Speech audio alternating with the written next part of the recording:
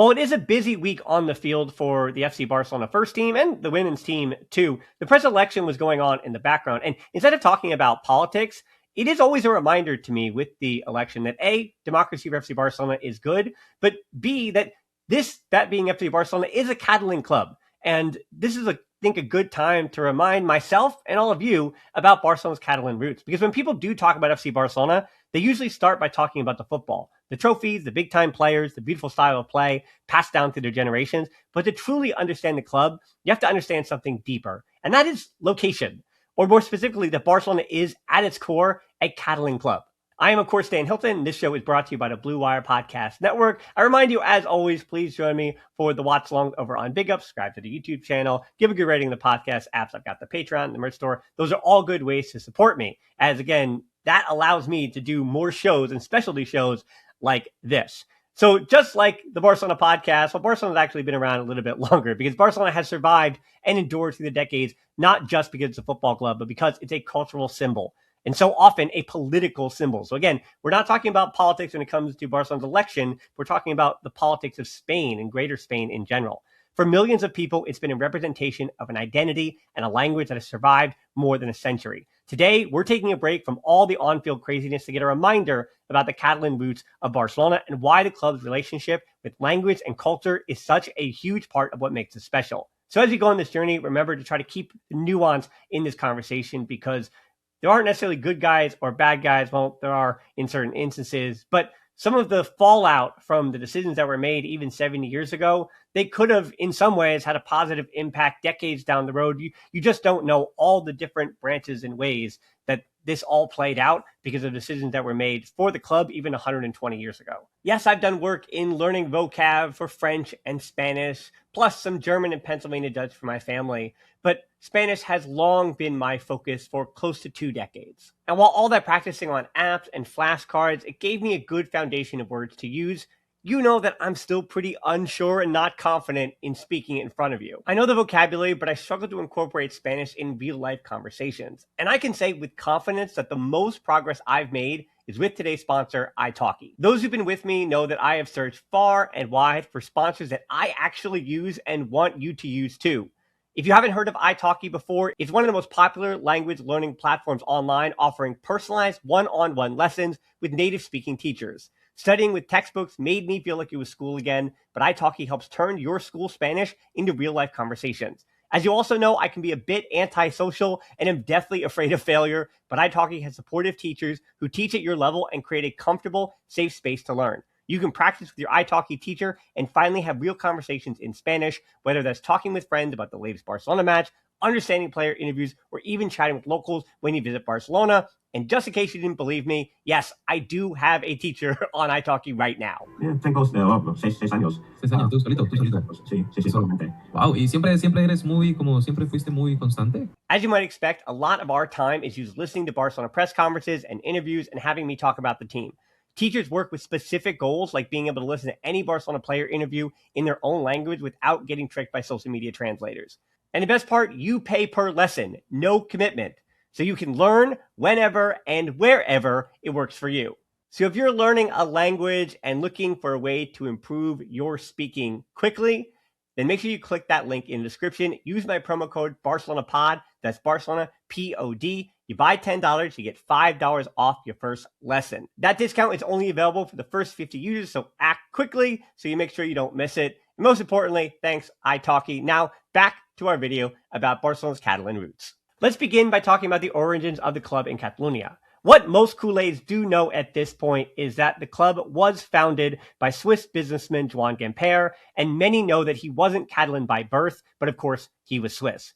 He moved to Barcelona in his early 20s while visiting his uncle on his way to setting up sugar trading companies in Africa, but the pull of the city kept him there. In the late 1800s and early 1900s, Catalonia was already a very distinct region of Spain, and one of the defining features of it was very much like the Basque Country, it had its own language, that's Catalan. It had its own traditions, and again, like the Basque, a strong sense of regional identity. So while amateur at the start, the club wasn't just about football matches. They became spectacles and gatherings of the Catalan community. But even during Gamper's time, there was opposition to anything that would promote Catalan nationalism. During the dictatorship of Primo de Rivera in June of 1925, Barcelona fans jeered the Spanish national anthem and then cheered during God Save the King, performed by the visiting British Royal Marine Band. This upset the dictatorship and he forced Gamper into exile. 5 years later, in the midst of business issues brought on by the international financial crisis, aka the Great Depression, Gamper would take his own life, forever becoming a symbol of the adopted Catalan son. If you know your history, you know, of course, things went from bad to worse, and now we're going to talk about the suppression of the Catalan language in the 20th century. Throughout the 20th century, the Catalan identity, and particularly the language, consistently faced enormous pressure. During the dictatorship of Francisco Franco, which lasted from 1939 to 1975, Catalan culture and language were seen as adversarial to the idea of one homogeneous Spain. Schools and public administration were no longer allowed to use the language, while Catalan newspapers and books during the first few years of Franco's regime were either discontinued or forced to adapt. The Catalan language survived in the homes, though wealthy people were more willing to reject the language in favor of a Spain where they continued to be on the top.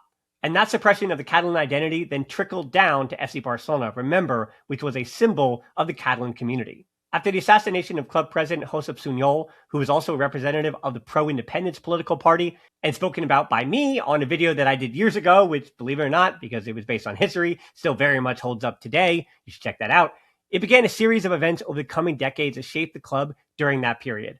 The following year, during the Spanish Civil War, but still prior to Franco's dictatorship, the team toured the United States and Mexico. And while that kept the club financially afloat, half of the team took up asylum in Mexico and France, weakening the team and the squad greatly. By 1938, still during the war, the city came under fire, and with the city under occupation, there was fear that being associated with the club may not even be safe. With just 3,486 members remaining, the club watched the Catalan flag banned, as well as Catalan names. Therefore, the club's official name was changed to Club de Futbol Barcelona to reflect its new Spanish identity. Now, the next time you're defending your club on social media, that resistance and that survival that you feel, yes, it might harken back to an earlier time, but I just want to break it to you that the fight that modern Kool-Aids have for their club's identity is not the same that existed even decades ago. There were still then many fans voicing their displeasure and helping Barcelona continue the identity they had as a defender of the Catalan way of life. Between a tram strike post-match in 1951 to winning the 1968 Copa del Heroismo at the Santiago Bernabeu in front of Franco, to Johan Cruyff arriving in 1974 from Ajax because he would not play for Real Madrid due to their association of Franco. Plus, then Cruyff named his son Jordi after the local Catalan St. George in direct opposition to the government. There were always moments throughout those decades of resistance that should not be forgotten. It was during this period, in 1968, when then-President Narcís de Carreras, where the motto Més que un club came to be. That motto is in Catalan and hopes to represent the mix of both international and local influences on the club's identity. In present day, and I'll be very honest about this, I am not Catalan, and I don't live in Catalonia, so my opinion on the referendum and political developments around the pro-independence movements in Catalonia aren't really relevant to our conversation. But it is important to note that the modern Catalan identity is one that should still be proud of its survival through those suppressive years. And so if you wonder why people do have that passion and still hold a pro-independence movement, a lot of it goes back generations. And we're not just talking grandparents, we're still talking parents. And yes, then grandparents and even great-grandparents as you go back through Spanish history. And while I am not Catalan, though, I still feel like there is a bond that is built, especially when I do visit the city. And there's so many, we'll say, adopted sons of the club that weren't Catalan, but they have left an indelible mark on the club, again, beginning with the founder in Gamper. I do find it so interesting that between Gamper and Johan Cruyff and even Lionel Messi, their desire to create that bond with the club, and more importantly, their desire to be a part of the Catalan identity, it opened the doors for so many of us to understand the club as both a local and a global institution. It is no secret that the players that make an effort to learn the city, the food, the history, and especially some of the language, those are the ones that seem to have an easy time becoming fan favorites, more so than the others that always just feel like they're there on a little vacation as opposed to wanting to be there for life.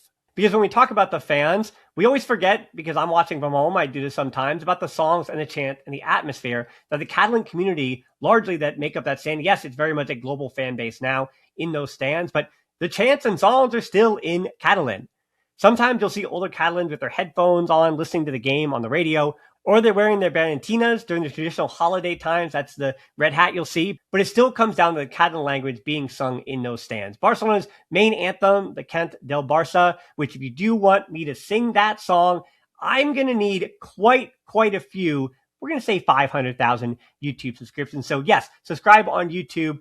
Hit me up on the podcast apps with a good rating, or Patreon, actually. That's the best way to make sure I'm someday singing that tune. But no, not for now. You're going to have to wait. Anyway, Canta la Barça, that is in Catalan. And most culés will know Visca el Barça and then echo Visca Catalonia. That is the main chant for the club as well. And there are other chants too, like Un dia de partir and Jo soc supporter, which means I am a supporter. Those are also Catalan mottos, anthems, chants that are sung in the stands and still represent the identity of the club. I know I throw a lot at you, and for those who love your history, you want me to delve even deeper, I will, but maybe another time, because for now, that's kind of all I want to throw at you. We also, again, still have a huge week of football actually happening where we didn't talk so much about today. But either way, I hope you did enjoy this little break from all the football talk. We got to really discuss Barcelona's Catalan roots again.